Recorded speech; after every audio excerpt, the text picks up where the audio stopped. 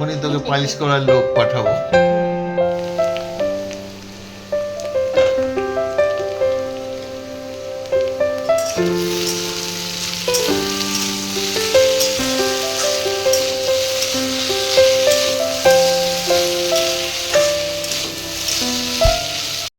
নমস্কার বন্ধুরা, কেমন আছেন সবাই?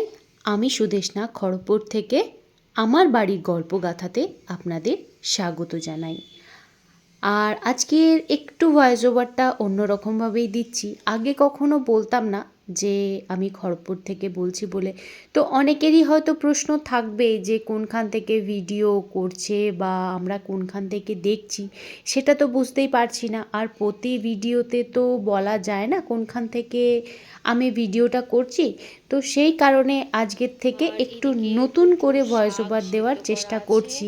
আসল আগেরটা না মুখস্থর মতনই হয়ে গেছে, তো জানি না সেটা এই রকমটা কন্টিনিউ করতে পারবো নাকি, তাও চেষ্টা করব কন্টিনিউ করার। তো এইটা এমনি অন্যদিন রান্না করব, কেটে রেখে দেবো আজকে। আর কচুর শাকের জন্য একদম ছোলাও সেদ্ধ করে রেখে দিয়েছি। আর আজকের রান্নাটা সম্পূর্ণ আমার কর্তাবাবুই করবে, মানে তাতানের বাবাই করবে। তো চলো দেখা যাক তাতানের বাবা কিভাবে কি রান্না করে না করে। শুয়ে থাকতে পারতিস, উঠে পড়লি কেন?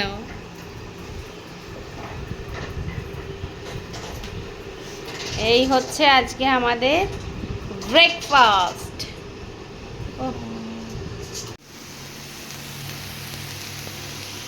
তো আজকে আমার বর একদম রসিয়ে কষিয়ে করছে কচুর শাক।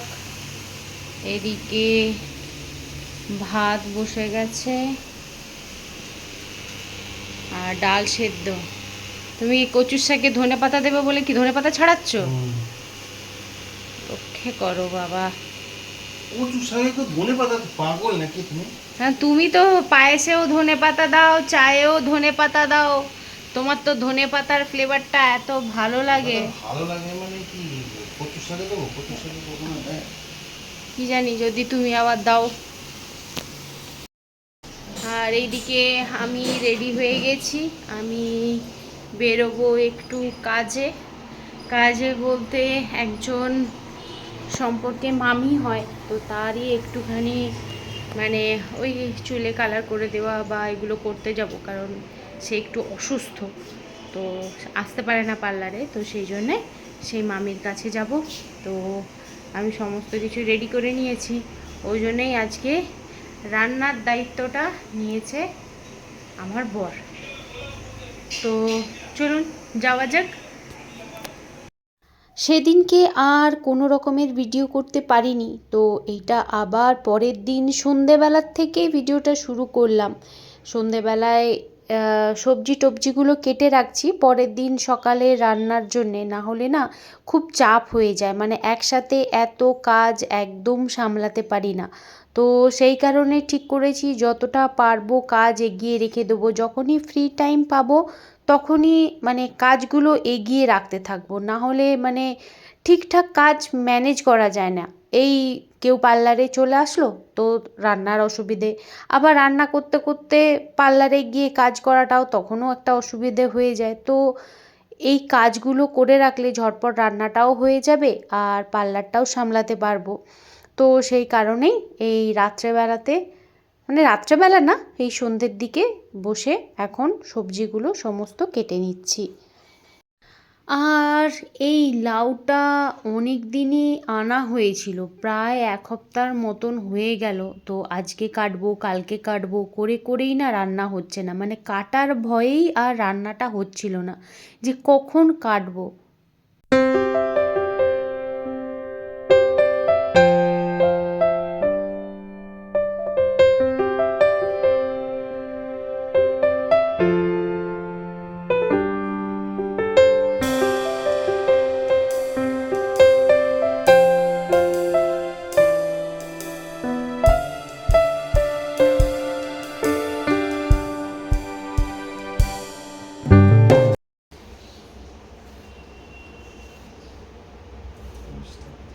ওই যে তোমার হাতে নামানোর পাইবে।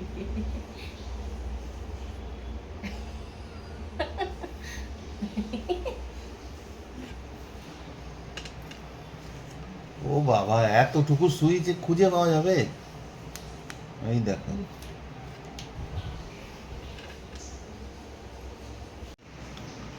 বন্ধুদেরকে একটু বলো যে আজকে তুমি এত সুন্দর ড্রেস পরে সবজি কাটতে বসেছো কেন? বাটারফ্লাই করে রান্না করছি। সাধারণত তো বন্ধুরা দেখে না, তোমার লড়লড়ে নাইটিতেই দেখে। কারণটা কি আমি বলবো না তুমি বলবে? তুমি রসিয়ে কষিয়ে বলো, না হলে তোমার ঘুম ধরবে না। না, আমার বউয়ের একটা খুব ইচ্ছা ছিল যে না, নতুন পার্লার হয়েছে, আমাকে বলছে যে এবার থেকে না আমি আর ওই নাইটিগুলো পরে থাকবো না, কাস্টমার আসলে তাদের সামনে খুব অসুবিধা হয়, বিচ্ছিরি লাগে দেখতে। তো আমি বললাম তোমার ইচ্ছা, তোমার যেটা ইচ্ছা পরে থাকবে। এবার সাধারণত ক্লায়েন্টরা ফোন করেই আসে, সেই জন্য অতটা অসুবিধা হয় না, ও 5-10 মিনিট সময় পায়, রেডি হয়ে নেয়। কিন্তু সেদিনকে একজন ফোন করেছে, আর অসময়ে এসছে বলো, না সেটা আগে সময় নয়।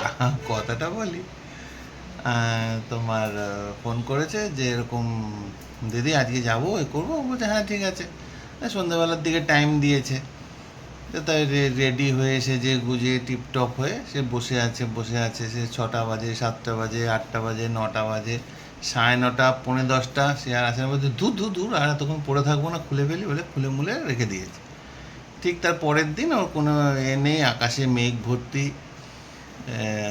সন্ধেবেলা প্রায় তখন 7:30, 8টা বেজে গেছে।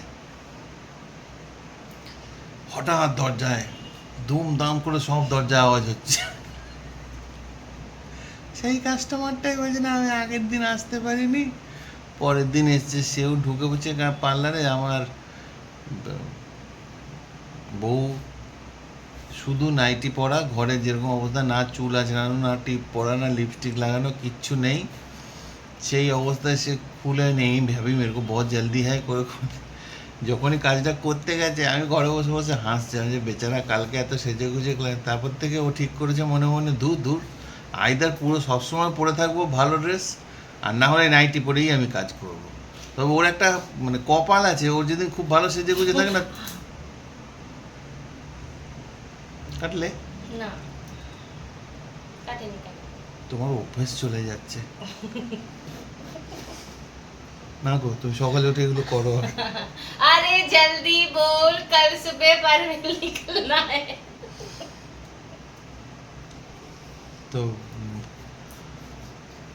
আর আজকে যেমন সেজে গুজে আছে, জানি না এই ভগবানের। সেজে গুজে নেই, আমি জামাটা ওই ছেঁড়া নাইটি পরার থেকে তো অনেক ভালো। কিন্তু তোমার এই ছেঁড়া নাইটিগুলোই লাকি। ছেঁড়া নাইটি পরলেই তোমার ক্লায়েন্ট গির করে আসতে। আর যেই তো একবার সে মনে আছে, নালি পরিষ্কার নালি পরিষ্কার করছি সেই সময় আভি কর দো আরে আমি নালি পর হ্যাঁ চলেগা চান করার সুযোগ দেয়নি সে। হ্যাঁ, আমি সেটাই বলছি যে তুমি মনে হয় তোমার এই নাইটিগুলোই তোমার লাকি, তুমি নাইটিগুলোকে অবজ্ঞা করছো। সব থেকে ধুল ধুকরা নাইটিগুলো পরে থাকলে দেখবে কাস্টমার পিল করে আসছে। ওরা মনে হয় মায়া ভাবে খেতে পারে না। সে তুমি ঘরে কি পরে আছো সে বাইরে থেকে, ভগবান চায় যে তুমি নাইটি পরেই কাজ করো, কমফোর্টে থাকো। তুমি বেশি সাজলে গুজলে পারবে না, কষ্ট পাবে, তোমার হেল্পার কেউ নেই। সেই জন্যই ভগবান চায় তুই যখন একদম ফ্রি থাকবি, বাসন মাজা মোডে যখন থাকবি, তখনই তোকে পালিশ করার লোক পাঠাবো। সবজির খোসা টোসাও ছাড়বে না, এসব আমরা ভালোবাসি না, তুমি খাও বলেই খাই।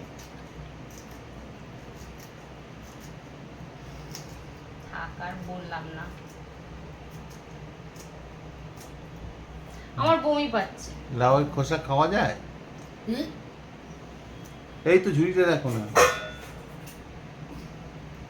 আমি কেটেছি, সব গলে পড়ে যাবে। লাউয়ের খোসা খাওয়া যায়? না, কি করে খায় এটাকে?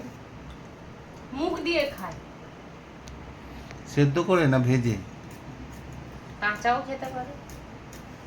দেখুন বন্ধুরা, আমার বাড়িতে আমরা খোসা চোকলা কিছু বাদ দিই না, সব খাই। আর আমার ম্যাডাম এদেশীয় হয়েও এগুলো খেতেই বেশি ভালোবাসে। বলছে লাউ খাবো না, তুমি খোসা নিয়ে এসো, যত বড় খোসা খাওয়াও খাবো। সে খোসা বাটা হলেও খাবে, ছেচকি হলেও খাবে।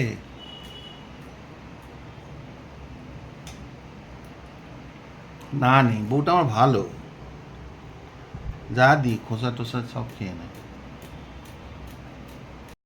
কদিন ধরে শরীরটা একদম ভালো ছিল না, ভালো ছিল না বলতে মানে যাই খাই মানে অম্বল হয়ে যাচ্ছিল, পেট একদম ফুলে থাকছিল, কিচ্ছু খেতে ইচ্ছা করছিল না, মানে সারাদিন শরীরে কিছু না কিছু একটা অস্বস্তি হচ্ছিলই। তারপরে ওই মাথা ঘুরছে, এই হচ্ছে, তো বললো চলো অ্যালোপ্যাথিক ওষুধ অনেক খেয়েছো, একটু হোমিওপ্যাথি ডাক্তার দেখিয়ে একটু ওষুধ নিয়ে আসি।